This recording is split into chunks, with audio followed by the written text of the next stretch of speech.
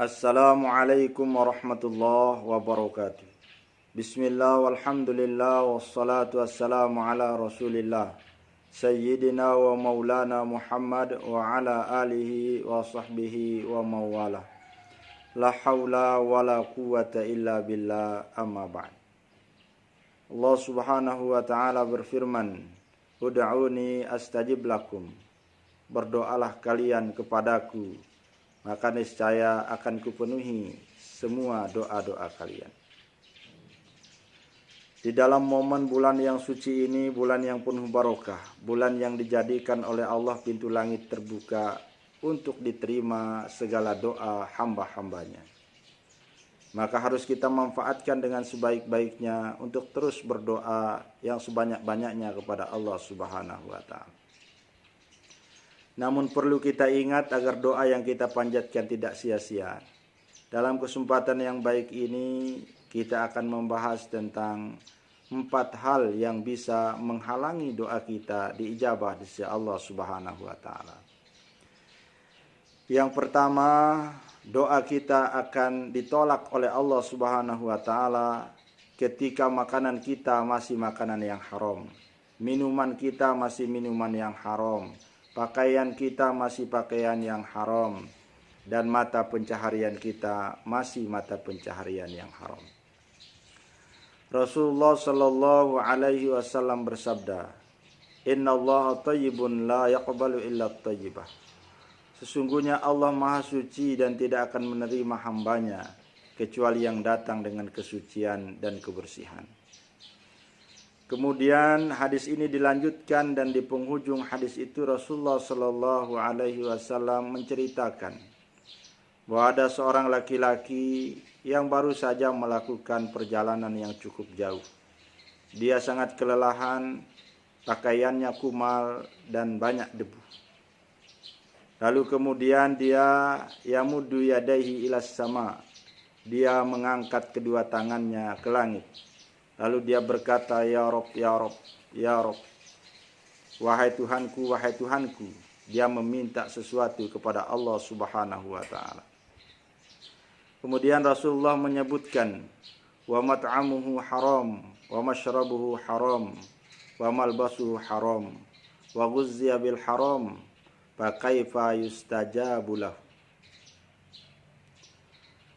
Rasulullah SAW menyebutkan bahwa dalam keadaan berdoa itu dia makanannya adalah makanan yang haram, minumannya adalah minuman yang haram, pakaiannya adalah pakaian yang haram, dan mata pencahariannya selama ini adalah mata pencaharian yang haram.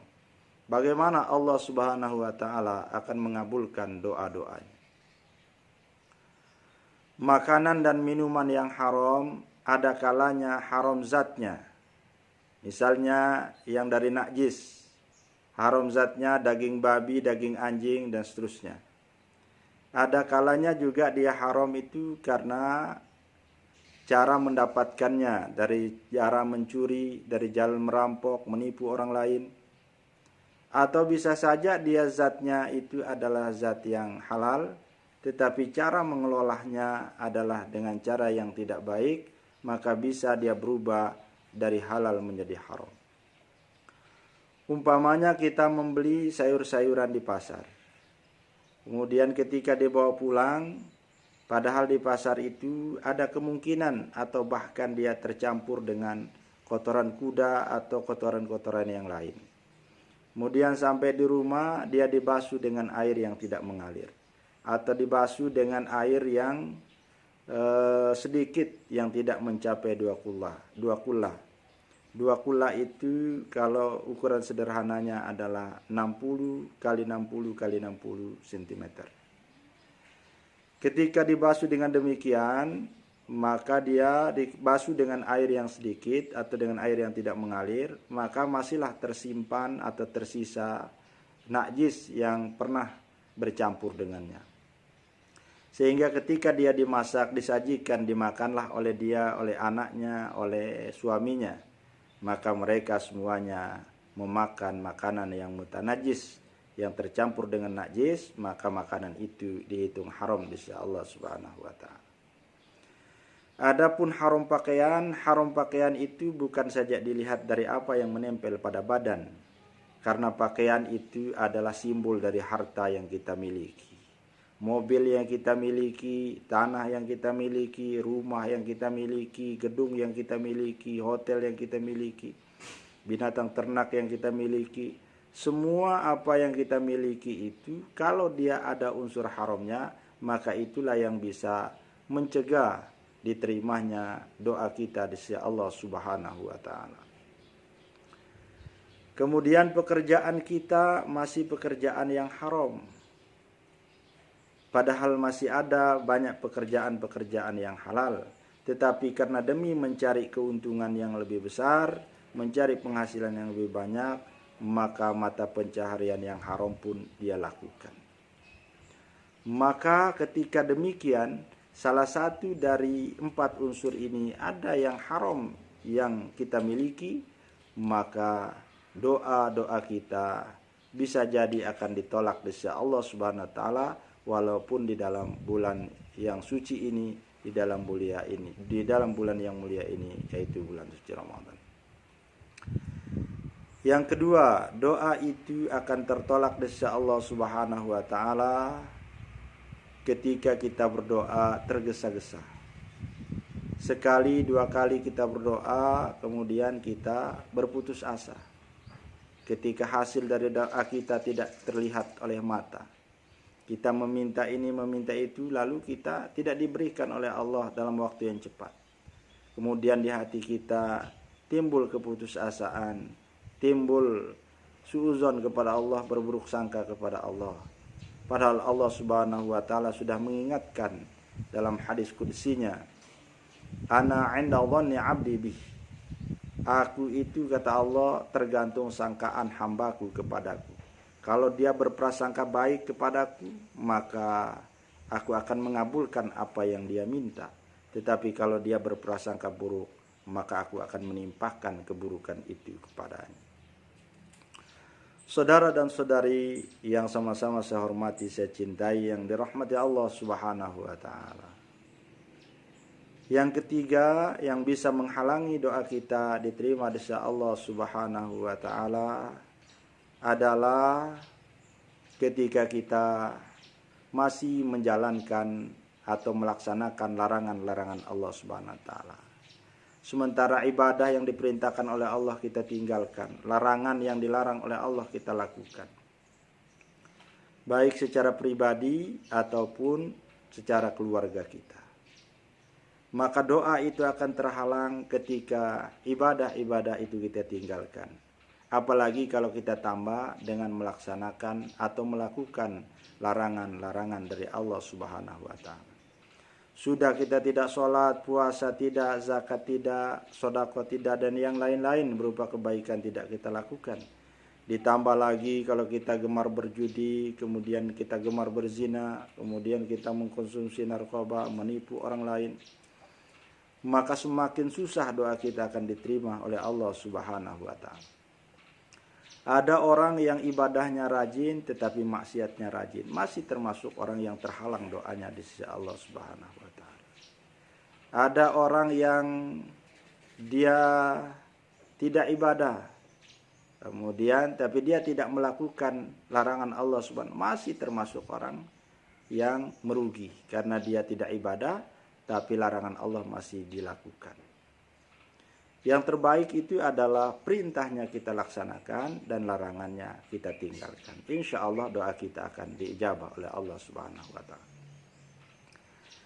Kemudian yang keempat yang bisa menghalangi doa seseorang diterima oleh Allah Subhanahu wa taala adalah ketika di dalam doanya terselip doa-doa yang salah atau doa-doa yang mengandung dosa.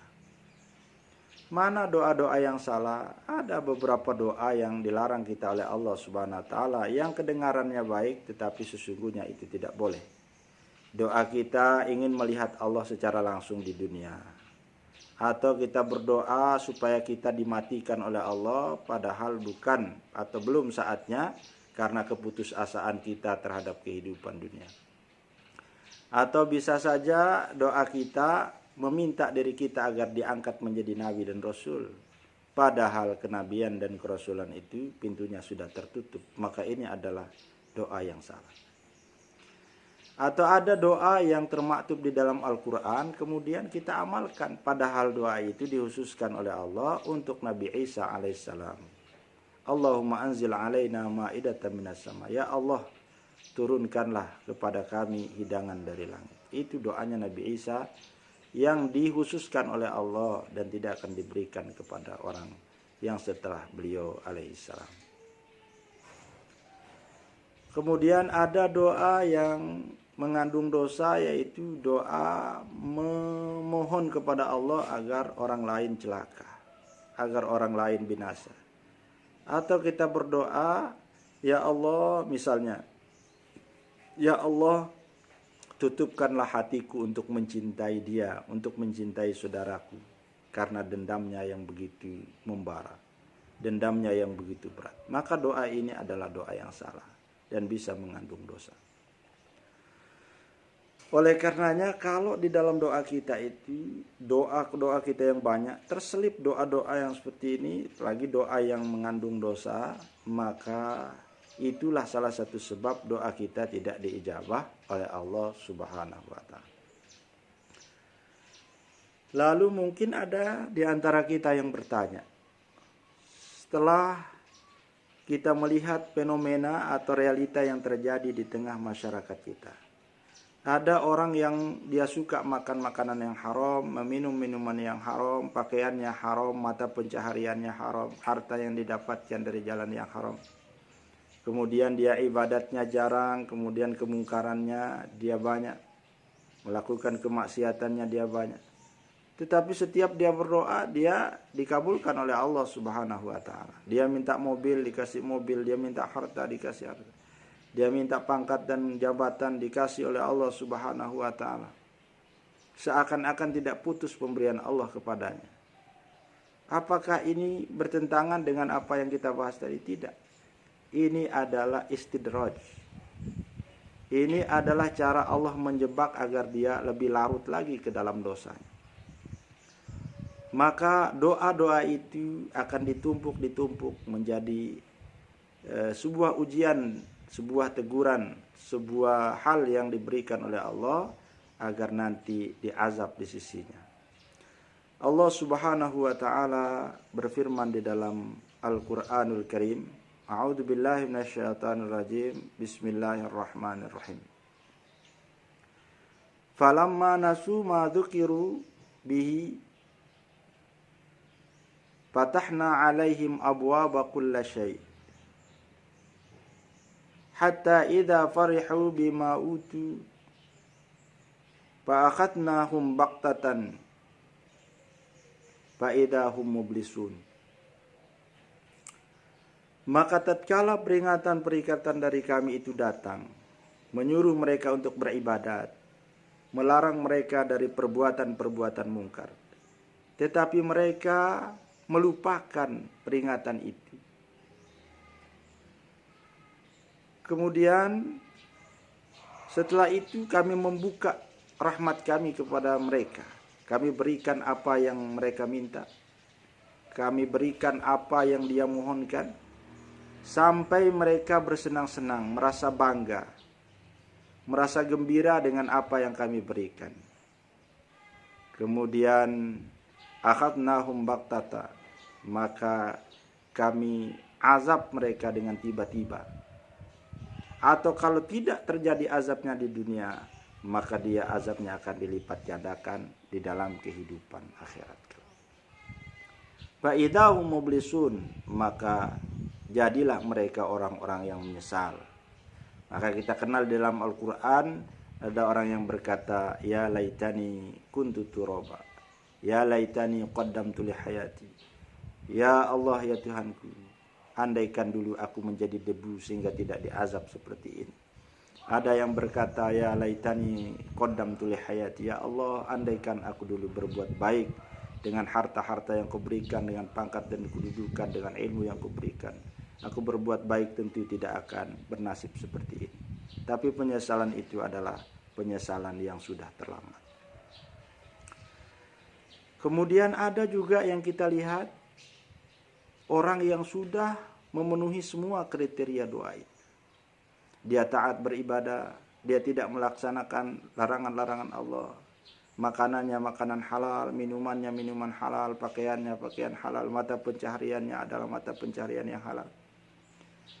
Tetapi setiap doa yang dia panjatkan tidak kelihatan, seakan-akan Allah tidak mengijabah doanya. Apanya yang salah di sini? Tidak ada yang salah. Karena di dalam hadis Rasulullah Sallallahu Alaihi Wasallam disebutkan bahwa hamba-hamba yang taat yang beribadah kepada Allah, kemudian mereka berdoa dengan syarat-syarat yang ditentukan, adab-adab berdoa, maka kalau dia tidak dikabulkan di dunia, maka dia akan dikabulkan doanya di akhirat.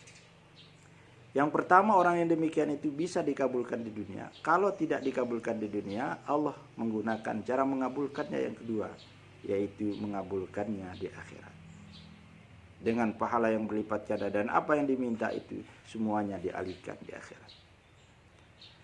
Kalau tidak dengan dua cara ini, Allah menyediakan satu cara lagi, yaitu Allah akan menghindari dia dari segala macam mara bahaya, dari segala macam musibah, dari segala macam kesedihan, dari segala macam penyakit, karena doa-doa yang dia panjatkan.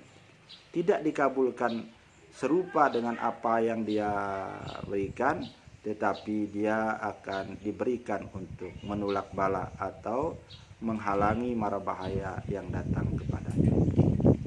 Oleh karenanya, bagi kita yang sudah taat beribadah, mari kita tingkatkan ibadah kita dan terus kita berdoa di dalam bulan suci Ramadan ini. Dan bagi kita, wahai saudara-saudaraku yang masih bergelimang dalam dosa, jangan menganggap enteng dosa-dosa itu, karena Allah mengabulkan segala permintaan kita. Karena itu bukan satu barokah, tapi bisa jadi itu adalah istidrak.